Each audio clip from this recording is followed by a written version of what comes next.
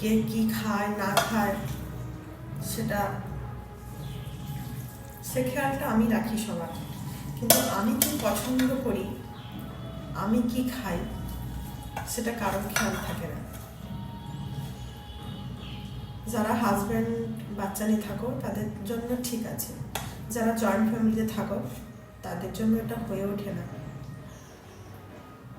সবাইকে দিয়ে দেখবে নিজের ভাগে যেটা পড়ে থাকবে সেটাই তোমার কপালে জুটবে, তাই না?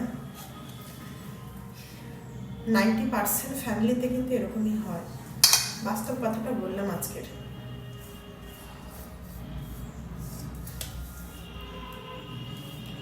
চলো টাটা, আজকের এইটুকুনি থাক। কেউ বাজে কমেন্ট করো না বললাম বলে।